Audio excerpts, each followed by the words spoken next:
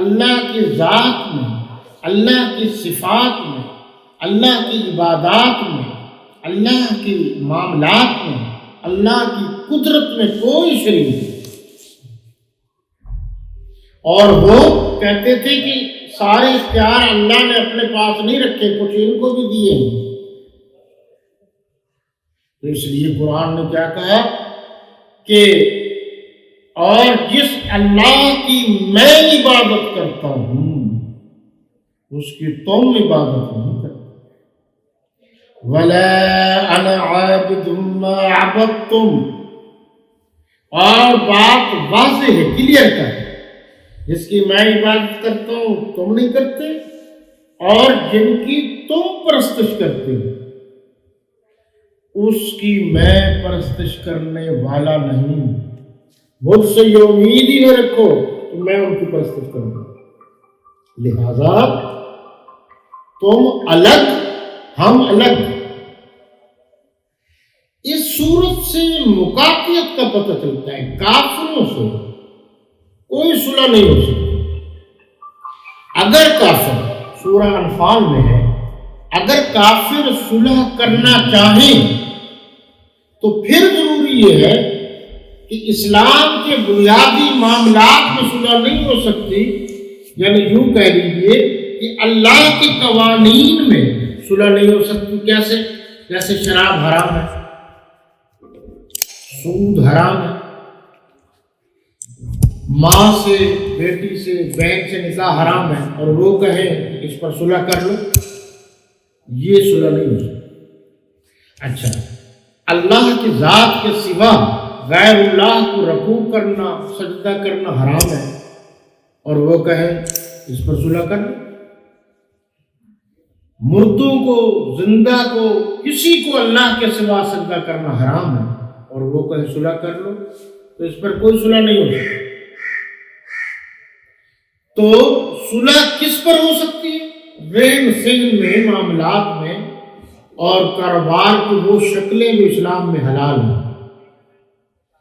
اس پر تو ہو سکتی ہے، مگر اللہ اور رسول صلی اللہ علیہ وسلم کے بیان کردہ وہ معاملات، وہ تعلیمات جو حتمی ہے، دائمی ہے، اس پر کوئی صلح نہیں ہو سکتی۔ وَلَا أَنْتُمْ عَابِدُونَ مَا أَعْبُدُ، اور نہ تم اس کی بندگی کرنے والے ہو جس کی میں بندگی کرتا ہوں۔ تم اس کی بندگی نہیں کرتے، اس کی عبادت نہیں کرتے۔ آپ دیکھ لیجئے ان کا طریقہ عبادت مختلف ہے۔ یہ مولانا مفتی شفیع صاحب رحمۃ اللہ علیہ نے بہت اچھی بات کی۔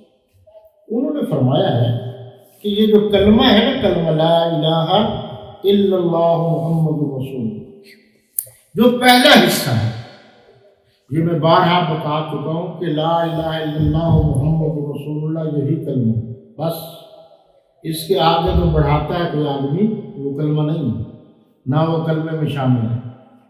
لا الہ الا اللہ کا مطلب ہے اللہ کے سوا کوئی معبود نہیں، اور محمد رسول اللہ کا مطلب یہ ہے کہ طریق عبادت کرنے کا طریقہ وہی معتبر ہے جو حضور صلی اللہ علیہ وسلم کے واسطے سے ہم تک پہنچا۔ یہ بات واضح ہو گئی کلمے کی۔ اب اس پر غور کیجیے۔ بہت سے لوگوں کو یہ غلط فہمی ہو جاتی ہے کہ قرآن جو ہے وہ اللہ کے نبی پر اترا ہے۔ بالکل ہے، لیکن جو غلط فہمی ہے وہ یہ ہے، وہ کہتے ہیں کہ شاید اترا تو نبی کریم پر ہے اور عمل کسی اور نے کیے، یہ غلط ہے۔ جو صحیح بات ہے وہ یہ ہے کہ 23 برس میں تھوڑا تھوڑا موقع پر موقع قرآن اترا بھی رسالت پلا صلی اللہ علیہ وسلم پر ہے، اور سب سے پہلے اس قرآن پر عمل بھی رسالت پلا صلی اللہ علیہ وسلم نے کیا۔ بس یہ بات سمجھنے کی کہ اقیموا الصلاۃ وآتوا الزکاۃ وارکعوا مع الراکعین، یہ کیا ہے؟ یہیں آ کر لوگ چکر دے جاتے ہیں۔ سوال یہ ہے کہ حضور صلی اللہ علیہ وسلم پر قرآن اترا، سب سے پہلے انہوں نے عمل کیا، اس کے بعد آپ نے صحابہ کرام کو سنایا بھی، پڑھایا بھی، اس کے بعد انہوں نے عمل کیا، اس کے بعد حضرات آل بیت نے اور باقی لوگوں نے عمل کیا۔ تو عمل بھی تو انہوں نے کر کے دکھایا ہے، تو عمل ہم اپنی مرضی سے تو نہیں کریں گے۔ بس یہی بات کافی ہے کہ پھر آپ صلی اللہ علیہ وسلم نے نماز کیسے پڑھی ہے، صحابہ کرام نے نماز کیسے پڑھی ہے، زکوٰۃ کیسے دی ہے، کن کو دی ہے، روزہ کیسے رکھا ہے، ان چیزوں پر آپ اگر توجہ کریں گے تو خود بخود ساری باتیں واضح ہو جائیں گی۔ لکم دینکم ولی دین، تم اپنے دین پر، میں اپنے دین پر، تم اپنی جگہ خوش، ہم اپنی جگہ خوش۔ اور ساتھ ہی فرمایا جیسا کرو گے ویسا بھرو گے، یعنی غیر اللہ کی پوجا کرو گے تو اس کے مطابق تمہیں سزا تو ملے گی، ویسے ہی بھگتو گے۔ چوری کرو گے تو سزا بھگتو گے، ڈکیتی کرو گے تو سزا بھگتو گے۔